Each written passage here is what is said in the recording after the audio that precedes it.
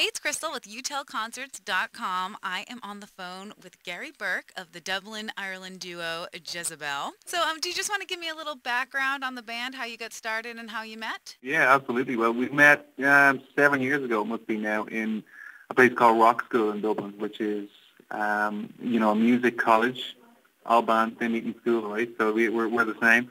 Kind of similar interests. We both were madly in love with Fleetwood Mac and Bruce Springsteen back then. So we started playing together and kind of kind of hit the road and hit the gig scene, and that was it. Very cool. So, how would you describe your sound?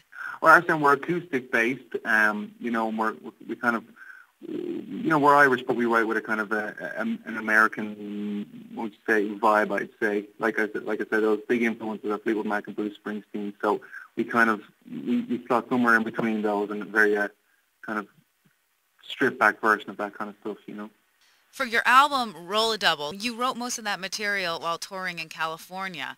So, where did you get the inspiration? Did actually being in California have anything to do with it? Absolutely, yeah. Well, we always had this dream of going to Hollywood and, playing a whole lot of gigs to a whole lot of brand new people. So the very first time we went there, Hollywood is not, what you expect, in many ways. So we kind of got there and we had all these different songs ready to record, actually, and we got there and we were kind of influenced by just the sheer amount of people who would come there to do a certain thing, maybe act or play music, and then kind of fail, and we're doing a few other bits and pieces, and like our own experience of playing in Dublin, Ireland, and spending so much money and flying so far away from home to kind of enter a music scene, and it just being totally different. So, the idea of Roll a Double came along because, we were taking a few risks, kind of rolling the dice, and going, so, like I said, so far away from our comfort zone, it didn't turn out to be as easy as we thought. How does the response differ in America from Dublin, Well, what's Ireland? great about it is, when you travel, all of a sudden you've got a different accent to the normal kind of musician in the local scene, and you've got a different probably style of writing and, a style of performance, stuff like that, especially for an Irish person or for two Irish people coming to America. It's kind of, we always, people are always very welcoming to it. For some reason, the Americans tend to love Irish people. I don't know why that is. It's good, though. It works. America is a tougher music scene to do. Dublin is fine. You get well paid there, and there's plenty of gigs and stuff like that. So it's, like I said, you got to get out of your comfort zone to really find out how good you are and who you are and what kind of songs you write. And that's one thing that we like about coming to America at our level is, how tough it is, but the rewards are really great when they do come. Yeah, so what are some of your favorite venues to play here in America? We're hanging out in Florida at the moment. We recently played a place called the Hideaway Cafe in St. Petersburg, which is just, a little gold mine. It's kind of just beside the baseball stadium here in St. Petersburg, and it's called an acoustic listening cafe. But the guy who runs it, John Kelly, he's the owner. He books the gigs too. He's just done a great job. I mean, the gear is incredible. The audience is unbelievable. I mean, a lot of musicians come back there. There's a little community going on. So it was nice to slot in there. And, out in California, we love this little place called Kulak's Woodshed. It's in North Hollywood. They broadcast live from their website, certain gigs, or probably most of the gigs. The very first gig we did there, it was an open mic night. And there must have been 20 to 30 acts on one night. So everybody just plays one song, which sounds crazy, but it's just such a cool vibe there. When you've got so many people, it's just, you get up, you do one song, and you sit back down, and it's where we really found the best songwriters, in California. We whatever community is going on there. I mean, people ranging from 20 to 60 years old are just incredible songwriters. So for us coming so far away, it was good to go there and get some kind of inspiration really from those guys. So have you ever made your way to Nashville? That's where I'm home based. So Not yet, actually. We spent a lot of time kind of scoping the internet, kind of seeing about venues and songwriters and clubs and just basic communities. And Nashville always, we always kind of end up coming back there online. So we want to really hit the city for maybe a month or two and kind of meet people and play out it's just a kind of a buzz when you're a musician. It's such a good buzz to hit a city like that, you know.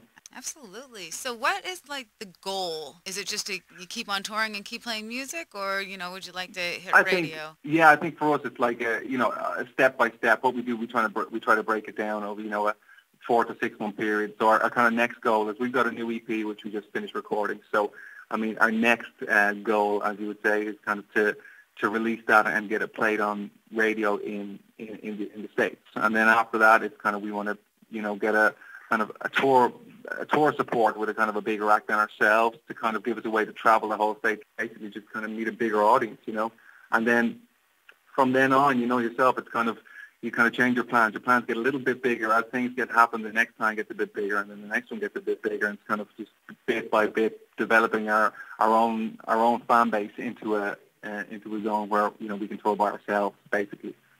I mean, I come from an area where there's a lot of struggling musicians that would love to be doing what you're doing.